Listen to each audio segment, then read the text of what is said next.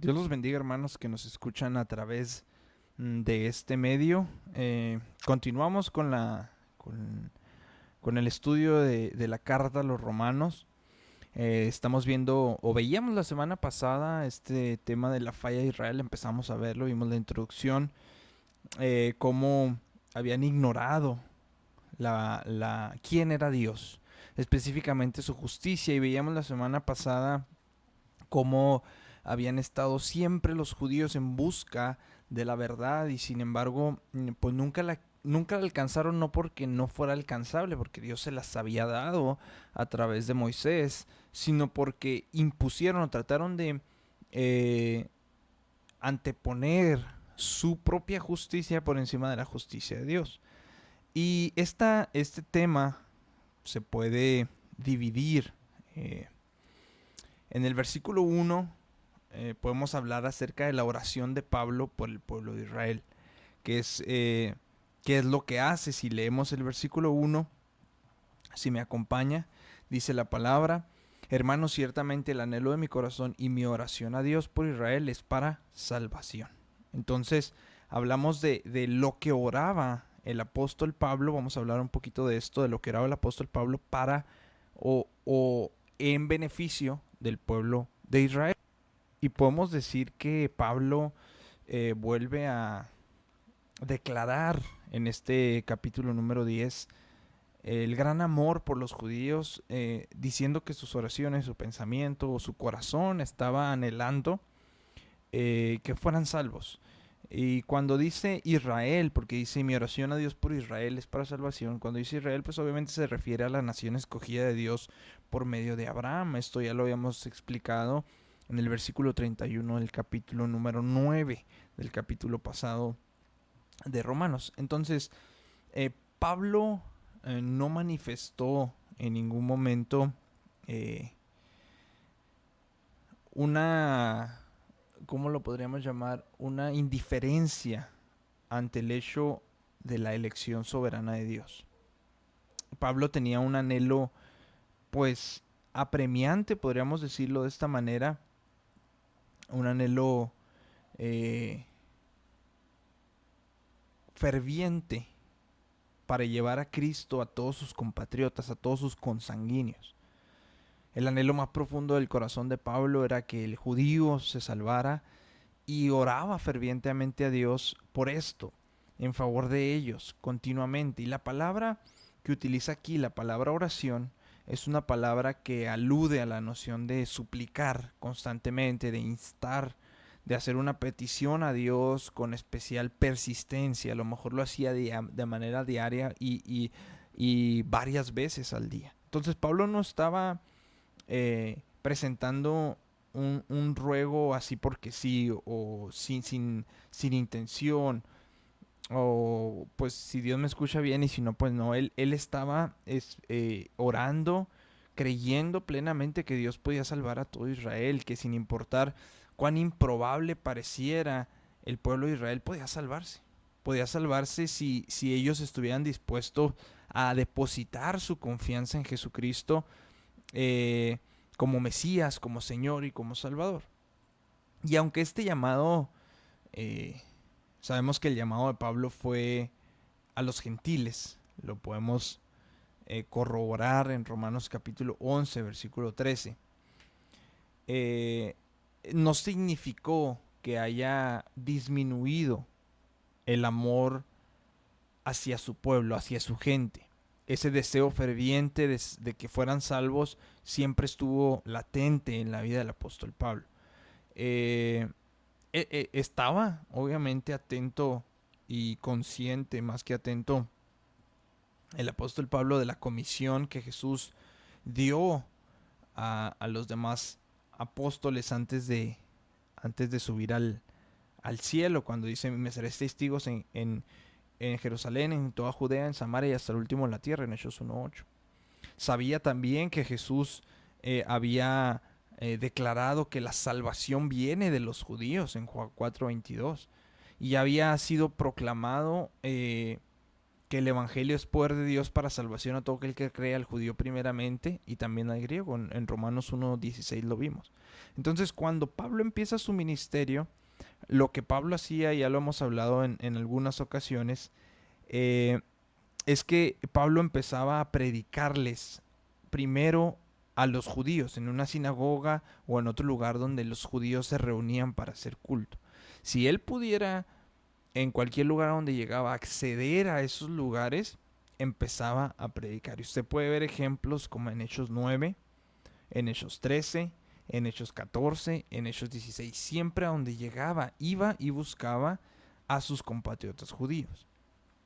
Cuando Jesús moría en la cruz, no sé si recuerda de las últimas palabras que mencionó. Él pidió perdón por los que lo habían clavado y le dijo al Padre: Padre, perdónalos porque no saben lo que hacen. ¿Qué quiere decir esto? Que muy probablemente Pablo sabía que la oración de Jesús por la salvación de sus asesinos era un ejemplo y un modelo a seguir. Esteban lo podemos corroborar con su vida. Esteban siguió el ejemplo. No sé si recuerda, fue el primer mártir que registra la escritura en Hechos capítulo 7, versículo 60. Las últimas palabras antes de ser lapidado, fueron: Señor, no les tomes en cuenta este pecado. Siguió ese modelo que Jesús estableció en la cruz. Y fue una oración la que hizo Esteban también para salvación. Y con la misma compasión perdonadora, Pablo no tenía rencor. En ninguna manera no tenía rencor contra los judíos que lo deshonraban, que lo perseguían, que lo golpeaban, que lo querían asesinar. No guardaba rencor, al contrario, pedía, oraba fervientemente para que la salvación de ellos llegara, pues, de la forma más pronto posible.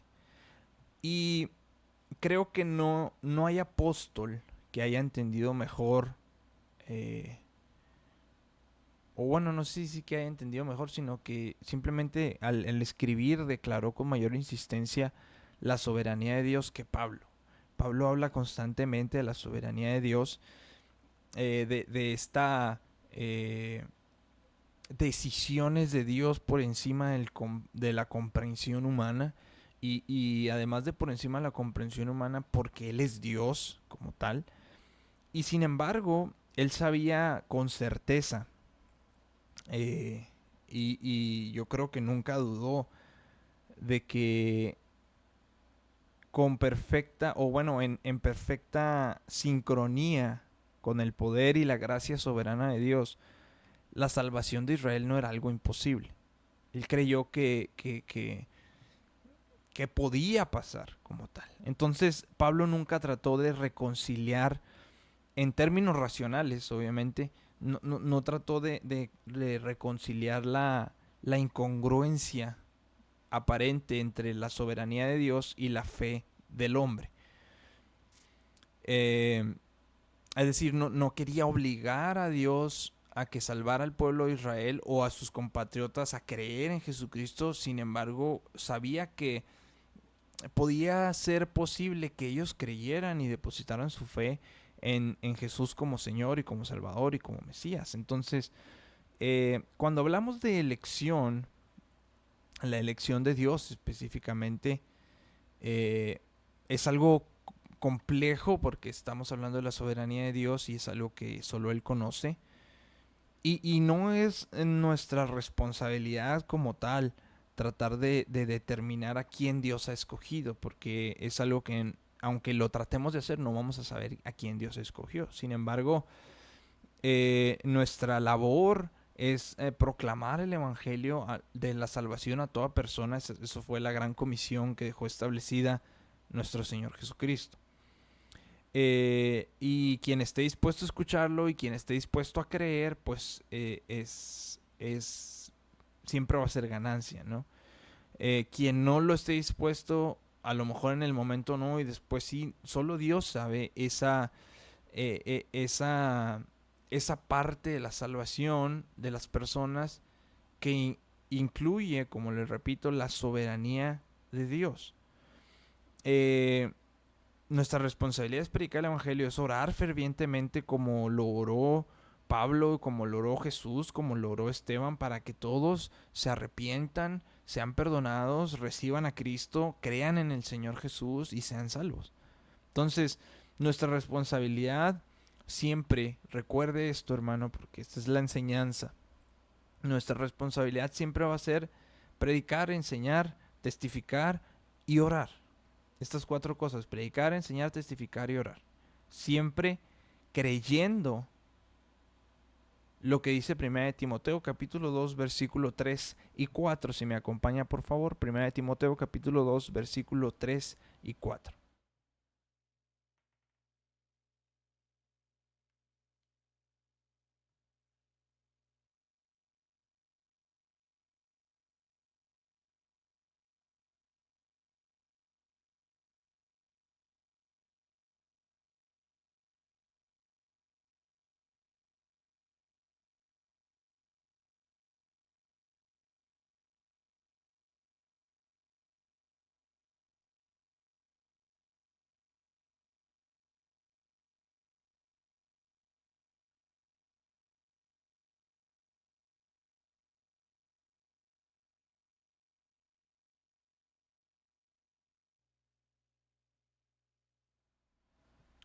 Primera de Timoteo capítulo 2 versículo 3 y 4 dice: porque esto es bueno y agradable delante de Dios nuestro Salvador, el cual quiere que todos los hombres sean salvos y vengan al conocimiento de la verdad. Porque hay un solo Dios y un solo mediador entre Dios y los hombres, Jesucristo hombre, el cual se dio a sí mismo en rescate por todos, de lo cual se dio testimonio a su debido tiempo. Entonces esto debemos de creerlo y debemos de aplicarlo. Él quiere, es la voluntad de Dios que los hombres sean salvos y vengan al conocimiento de la verdad en Jesucristo. Pedro lo explica en 2 de Pedro 3:9 en un pasaje que a lo mejor es más conocido por todos nosotros, cuando dice que el Señor no retarda su promesa, según algunos la tienen por tardanza.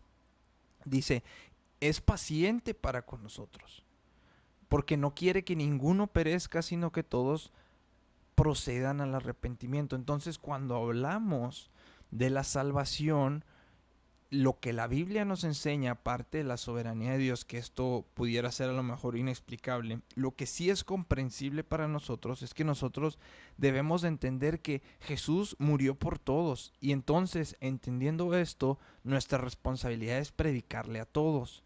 Porque Él quiere, porque nosotros sabemos y la Biblia nos enseña con claridad, y esto sí lo podemos comprender, que Él quiere que todos sean salvos. ¿Sí?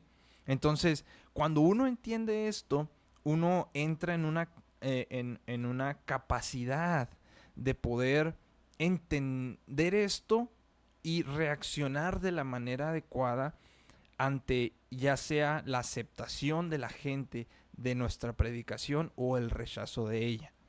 En 2 de Timoteo nos dice cuál es esa actitud correcta que se debe de tener al enfrentar el evangelismo, al nosotros predicar el evangelio. En 2 de Timoteo capítulo 2 versículo 10, acompáñenme por favor.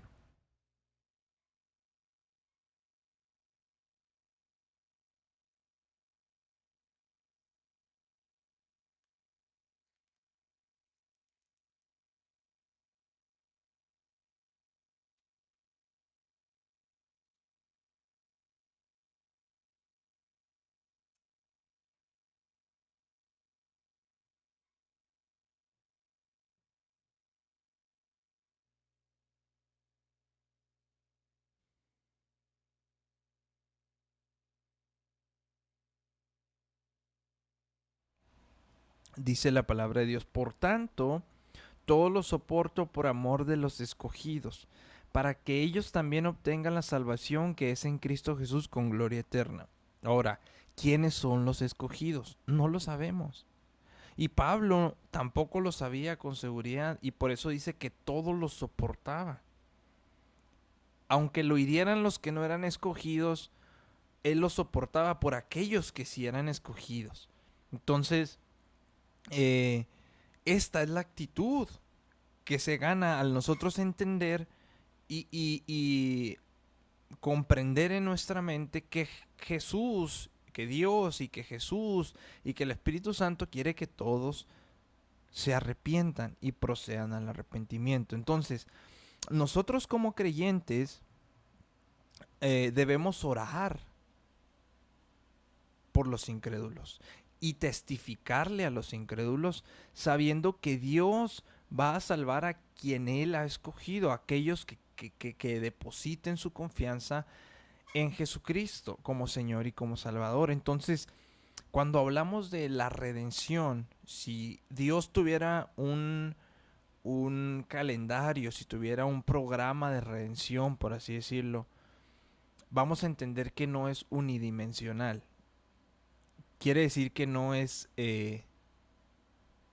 quien Dios quiere, no sé si me explico, sino que es, no nada más es quien Dios quiere, sino que es eh,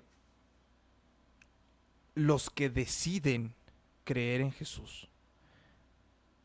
Es una, es difícil de entenderlo, es difícil de comprenderlo, pero es de las dos partes, tanto de la parte de Dios como de la parte del hombre. Y cuando nosotros tenemos una teología que no cree en estas dos partes, estamos teniendo una teología que no está basada en la escritura. Porque hay gente que cree que solamente pues a lo que Dios escoge. No, pues que ya están los que van a ser, ya están y ya. Entonces no hay una teología bíblica realmente. Porque nada más se está agarrando una parte y se está ignorando la voluntad del hombre. O hay otros que enseñan que solamente es cuando el ser humano cree y dejan afuera la elección soberana de Dios. Y están dejando otra parte importante de lo que eh, conlleva y de lo que abarca la salvación. Entonces, nuestra responsabilidad simplemente es orar por los incrédulos y predicarles el Evangelio. Si son escogidos, eh, Dios va a hacer la obra, van a creer en Señor como Salvador. Si no son escogidos, es nuestra labor como quiera predicar el Evangelio y como dice Pablo, soportarlo por amor de los que sí son para que puedan obtener la salvación. Entonces, este era el pensamiento de Pablo para Israel y la oración de Pablo para Israel y la predicación de Pablo para Israel. Y lo hacía con una razón. Y es el punto número 2 de este tema, que es el celo ignorante de Israel. Él oraba para que fuesen salvos porque sabía que el pueblo de Israel había sido celoso, pero no conforme a ciencia. Dice en el versículo 2, pero yo les doy testimonio de que tienen celo de Dios, pero no conforme a ciencia. Pablo oraba y tenía un anhelo ferviente por la salvación de Israel, porque podía dar testimonio de que tenían celo de Dios, pero no conforme a ciencia. Él venía de ese celo, pero se había dado cuenta al Jesús tratar directamente en su vida el Espíritu Santo, Dios tratando en su vida, él se había dado cuenta que ese celo no era correcto. Sabía que con base a su experiencia como fariseo y como radical, de los más radicales de los judíos de aquel tiempo, que eran muy religiosos, dice, a pesar de nuestro creer de que estamos en servicio de Dios, estamos alejados de Él. En Gálatas capítulo 1, versículo 13 y 14 da un testimonio muy interesante. Si me acompaña por favor, Gálatas 1, 13 y 14.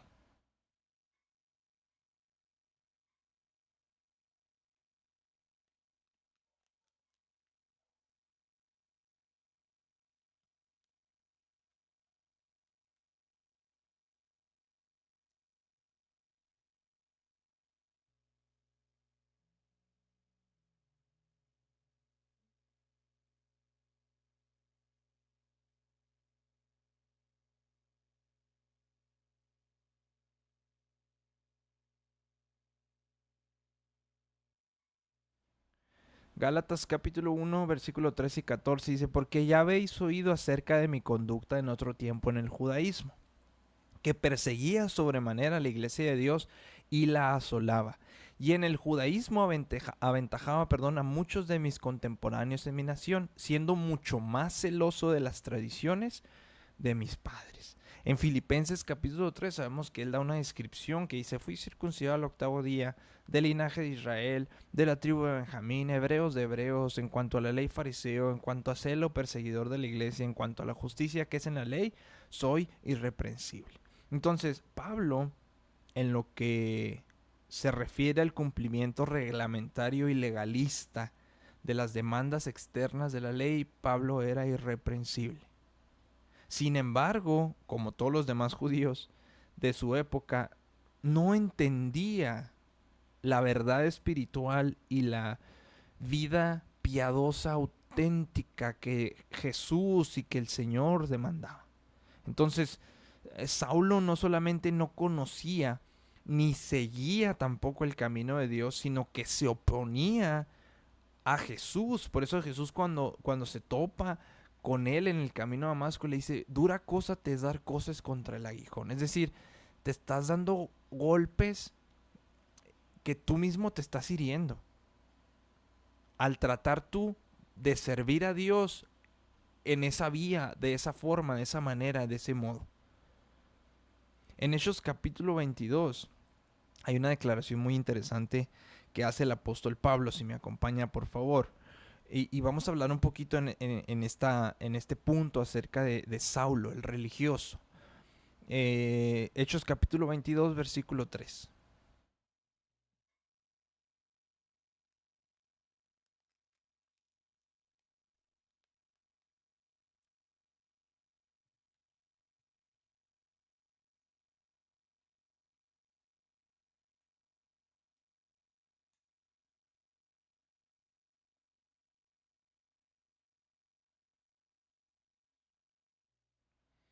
Aquí el contexto es que les está hablando a los judíos, están en Jerusalén y están enojados con él, obviamente. Y Pablo dice estas palabras en Hechos 22:3, dice, yo de cierto soy judío, nacido en Tarso de Cilicia, pero criado en esta ciudad, instruido a los pies de Gamaliel, estrictamente conforme a la ley de nuestros padres, celoso de Dios, como hoy lo sois todos vosotros. Pasa el tiempo, pasan algunos años, y cuando llega adelante de el comandante romano llamado Festo, el rey Herodes Agripa y su esposa Berenice de Cesarea, empieza Pablo a testificarles. Ahí más adelante en Hechos 26. Dele vuelta ya a las hojas de su Biblia. Hechos 26, versículo 4 y 5. Dice la palabra, mi vida pues, desde mi juventud, la cual desde el principio pasé en mi nación, en Jerusalén, la conocen todos los judíos, los cuales también saben que yo desde el principio, si quieren testificarlo, conforme a la más rigurosa secta de nuestra religión, viví fariseo.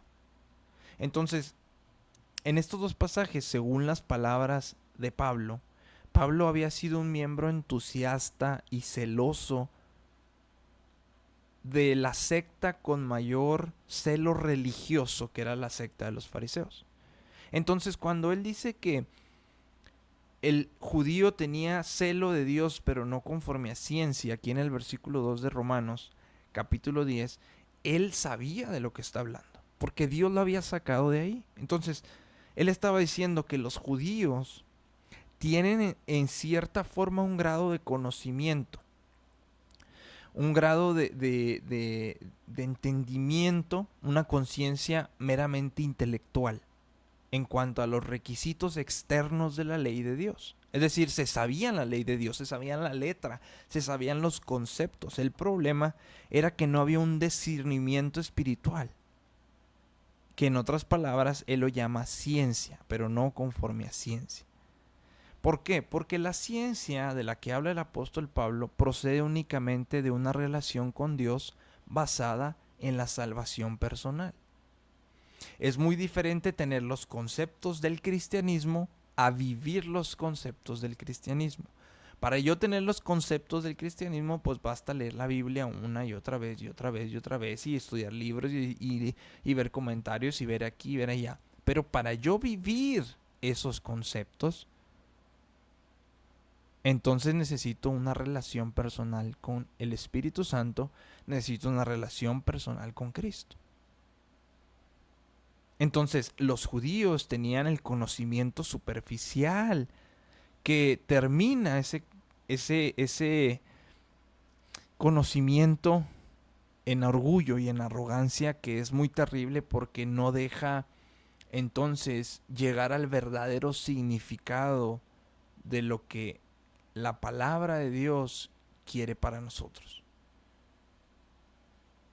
El carácter, el conocimiento, la ciencia de la que habla Pablo, es conforme al carácter de Dios.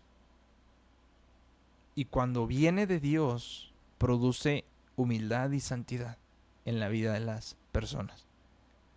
Entonces, cuando usted ve a alguien que se enorgullece y que es arrogante en cuanto a la escritura, usted está viendo a alguien que tiene un conocimiento superficial de la escritura. Cuando usted viene a alguien y ve que es humilde y que trata de vivir en santidad, que se esfuerza en vivir los conceptos que tiene de la escritura, entonces usted está viendo a alguien que tiene ese discernimiento espiritual, que tiene celo de Dios conforme a ciencia. Conforme a ciencia. Fíjese lo que dice 1 Corintios capítulo 8, versículo 1, se lo leo de manera rápida en cuanto a este punto de que produce arrogancia el conocimiento externo. Dice 1 Corintios capítulo 8, versículo 1. Dicen, y lo hace con un ejemplo el apóstol Pablo aquí con los corintios de un problema que tenían ellos. Y dice, en cuanto a lo sacrificado a los ídolos, sabemos que todos tenemos conocimiento. Y luego dice, el conocimiento envanece, pero el amor edifica. El conocimiento envanece, pero el amor edifica. Por eso Pablo, al orar por las iglesias, oraba de una manera muy especial, sobre todo orando por la iglesia de Éfeso. Acompáñeme a Efesios capítulo 1, versículo 17 y 18. Efesios capítulo 1, 17 y 18.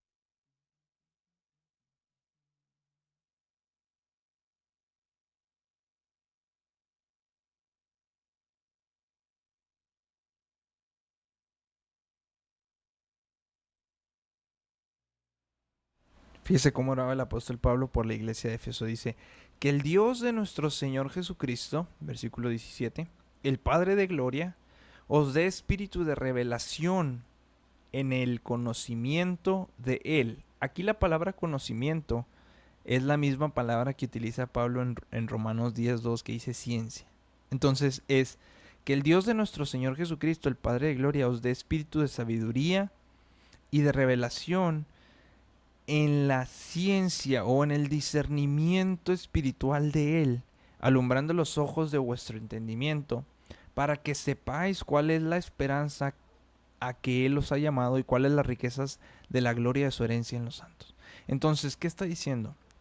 La salvación verdadera, amados, trae un verdadero conocimiento de Dios y abre la puerta hacia la sabiduría y hacia la inteligencia espiritual. Entonces, los judíos, tristemente, muy, muy tristemente, los judíos entonces habían creído conocer a Dios, pero no, estaban lejos de Él. Y eso no estamos exentos nosotros como cristianos de decir que conocemos a Dios y simplemente conocemos los conceptos de Él y no estamos en una relación personal con Él. Entonces no fallemos. Para esto es todo este estudio de, que es un paréntesis 9, 10 y 11 de Romanos en cuanto a Israel, pero dice la escritura que las cosas que antes se escribieron para nosotros, para que no cometamos los mismos errores, para que demos la vuelta a esa historia y reescribamos o escribamos una nueva historia como parte del pueblo de Dios. Entonces, para no cometer e ignorar quién es Dios, específicamente la justicia santa y poderosa de Dios, debemos de tener una relación personal con Él. Dios los bendiga, hermanos.